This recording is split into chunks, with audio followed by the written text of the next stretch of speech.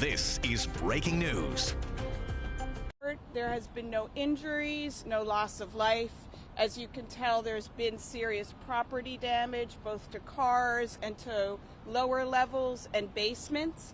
I want to thank the incredible agencies that jumped into action right away: DEP, NYSEM, FDNY, the Parks Department, and DOT, as well as DSNY. I'm here today with Zach Iskel, Commissioner of NYSEM, Deputy Commissioner Beth DeFalco of DEP, and we'll be able to answer additional questions. I do want to note that both the school and a precinct, that there were questions about their water availability. We're happy to report they both have water right now, and we will begin the process of cleaning up and ensuring that everybody has the right information to make the claims they will need to make for the property damage that they have withstood because of this water main break. Good morning, everybody. I think the Deputy Mayor covered most of the important parts. It took us until about 5 a.m. to get the water completely shut off this morning. We had to shut off 20 different valves in order to be able to get those water mains to shut off. We're talking about a 48-inch water main, so about from here down is the diameter of the water main. And we've got another 36-inch water main nearby that we've got to be careful in doing the repairs. We don't know the cause yet. We're not going to know until we're able to actually open up the ground and take a look at the pipes. The most important thing was to get the water to stop flowing and to start reducing the flooding. As you can see, we were able to clear it off the streets now, and now we'll turn it over to emergency management to talk about what happens next. Great. Thank you, Deputy Mayor. Thank you, Beth. Zach Iskel from New York City Emergency Management. First off, just want to give a huge shout out to the crews from Department of Environmental Protection. You see these men and women working. They truly are New York's toughest. Last night, working from 8 p.m. to 5 a.m. this morning just to shut off that water in this area. They really did a remarkable job. Right now, we're in the process of transitioning to the next phase, which is really starting with an understanding of the damage. So we have an incredible interagency task force that is out here. We have Department of Sanitation, we have DEP, Police Department, Fire Department. We'll have Small Business Services out here later this morning, canvassing businesses.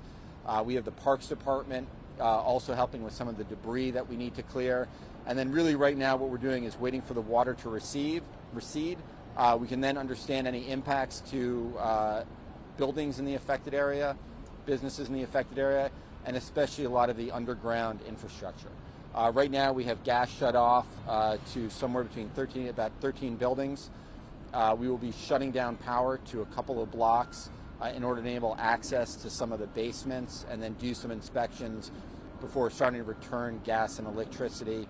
And then there's a lot of work that needs to be done as well to clean up the streets that we'll be doing over the next couple of days. So a huge thank you to all the teams that are out here, Con Ed, our utility partners, and others, and looking forward to your questions. Thank you. I just want to add also on behalf of the city, it is the holiday season, so a huge debt of gratitude to the surrounding community and their patience as we get through this. As Zach mentioned, the good part is we're on the other side, so it's about cleanup and assessing damages, but it all is coming at a time when temperatures are colder and it's the holiday season. So our heart goes out to the families that are enduring this right now. Just two more things. Sorry. Yeah, I'll come back. Just two more things. Thank you, Mayor, for reminding me, Deputy Mayor. So just two other things. One is if you have an impacted business, you can call 311. Small Business Services will also be out here canvassing businesses. Also, if you have property damage, you can download the New York City Comptroller Property Damage Report form, fill that out in order to report that damage to the city and file a claim for compensation for that damage. And we also encourage everybody always to sign up for Notify NYC to get access to the information you need, both for this event and others, available in 14 languages, including American Sign Language. Thank you. Okay, Darren, I do have a question just about a building over here that had some damage, and the elevator was flooded. And so my understanding is that there's some elderly people on higher floors. I don't know what the protocol is when an elevator is out of service for an extended period of time. Like, what happens next? How do you help these people? Yeah, sure. You want to take that? Or you want me to take it? Yeah. So FDNY is doing has been doing canvassing of all of the buildings, and we will address those issues as they come up based on the individual needs. If need be, we can open up reception centers. We can work with the Red Cross for housing. So there's a lot of options based on the individual cases. Question for the fire chief. Can you talk a little bit about the operation when you got here last night? Did people need to be evacuated? What's that situation? Yes, good morning. My name is Mike Woods, Bronx Borough Commander, WOODS. At the height of the incident, we had about 100 firefighters on scene. We performed several rescues of vehicles that got trapped in the water. As the water was rising, we immediately tried to get into all the residences. We tried to remove power where we could, but unfortunately the water got too high for our team, so we had to wait for Con Ed to come in and remove both gas and electric to areas impacted. We maintained a presence all night long as the water did recede, and basically maintained our presence in case there were any life issues here. Did anyone need to be helped out of their apartments or anything like that? We did evacuate several first-floor apartments in some of the residence buildings, and we did remove one person from a vehicle that got trapped in the water. I want to try and get a sense of what we're looking at right now. We see people with shovels, they're shoveling mud. What exactly is, when you talk about next steps, how are folks supposed to exist through the mud for the next 24, 48 hours? Yeah. So what you're seeing going on behind you is the above surface cleanup operations, right? So there is mud that we need to remove. We need to clean up the streets. We have crews both from DEP and sanitation that are doing that work. There's also a lot of work that's going to commence both in the buildings, doing inspections with Con Ed, looking at gas and electric, making sure it's safe at some point to start turning gas back on. And then there's going to be work that's done underground once the water further recedes to do inspections of infrastructure, to understand what actually caused this and do that investigation as well. Follow up with that. We always talk about aging infrastructure in the city. Any semblance of how old this main was that snapped? It didn't snap. We're still trying to investigate what the cause was. The main was 1890, so yes, the infrastructure is old. Just because it's old doesn't necessarily mean it's falling apart. Usually it has to do also with the material that it's made out of.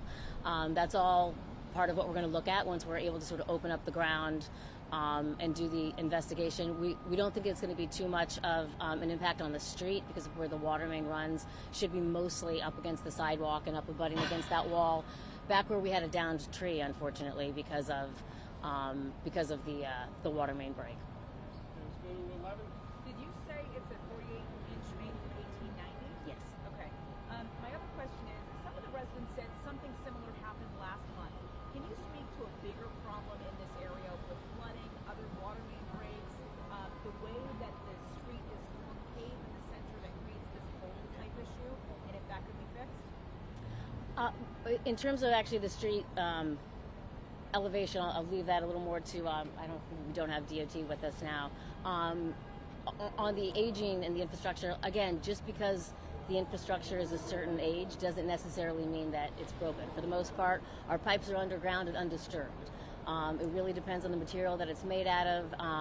We've got a huge capital plan, are constantly both replacing all of our pipes, but then also what we do just to do preventatively, we have a whole leak detection crew that at night goes around with essentially like sonar and listens to the street to see if we can hear any leaks before they become big water main breaks. So that's something that we'll certainly double down and do in this area as well. Was that water that filled up in the separate first floors sewage? No, water. It's from a water main. Now, that said, the water does mix with what's on the street. Certainly not safe to walk around in, without proper gear. But no, it came from a water main. A few of the residents were worried that trash was covering the sewers, so the sewers were backing up and that water was mixing in. Yeah, we had all of our crews out last night actually clearing those catch basins to help it drain. It did take a while to drain, though. If you can imagine, again, the size of that water main and the amount of water coming out for hours until we were able to shut the 20 valves off to stop it. Can you also, Beth, maybe speak to per 100 miles the rate of water leaks in New York City versus some of the other cities or peer cities? Because we have a very good record when it comes to water leaks. Yeah, actually, Chaucer, do you know that number off I have it here if you want it. Yes. It's a 5.2 or 5.3. So per 100 miles in New York City, it's about 6.6. Our peer cities, Washington, they have 30 breaks per 100 miles. Philadelphia, 25.8. And the American Waterworks Association, their optimal level is 15. So we're below the optimal level, and we're also below other urban centers. And that's especially impressive given the complexity of our infrastructure and the age of our infrastructure. And I do want to highlight again what Beth said. At night, we're out all throughout the city doing leak detection, preventative work, so that yes, this does happen, but we try to ensure it happens as few times as possible. You got two more questions. Go ahead. You know, gas is off, power is off, as you all are still investigating. At what point do you think, will most people just staying inside of their homes tonight, or would you guys be taking the Red Cross at a certain point? If that's not restored, and we're going to have elderly people, young children, there's no hot water, Yeah. even for one night, that's We'll know more once the water recedes more. The intent is for people to stay in their homes and not to have to open up a shelter, not to have to do vacates. And so we're optimistic that that's the case. But we'll know more later today as we see the water recede, as we understand the impacts. We should be able to restore power pretty quickly. But again, we won't know fully until we're able to do this investigation, get into some of these buildings, and understand better the damage that has occurred. Last question from 12. So, speaking to residents here on the block, and like you guys have been saying, that it's taking a while for the water to recede. Why is it taking so long? Like they said that the street filled up pretty quickly, and it's taking a really long time to recede. Why is there a reason for that? Yeah, some of it's infiltration that happens. Again, when you have to turn off 20 different valves, some of the water will leak back in and run back into the pipe. So it's not this isn't like turning off those two little spigots underneath your sink, right? These are massive valves that take multiple people to turn off. One of the valves, we had a difficult time turning off. It took 145 turns to close the valve. We got to about 135 and it wouldn't close all the way. So that was some of the delay in being able to get this fixed. Those are, when we go in and take a look and make these repairs, those valves are what we're also looking at as well to make repairs to. Thank you, everybody. Thank you. They vary in age depending on, but yes, they're old. Thank you very much. Thank you, everybody. We're good. What do you got? Right there in front of the police station.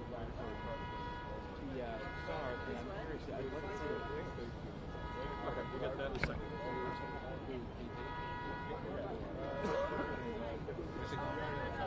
Where's it going? Amherst. How much you got there? You gonna be able to send it? 20 minutes? Yeah. How about WhatsApp? Huh? Got WhatsApp? I don't. It's going to Amherst. So, I'm going to give you Amherst's number. You know Amherst? This has been breaking news.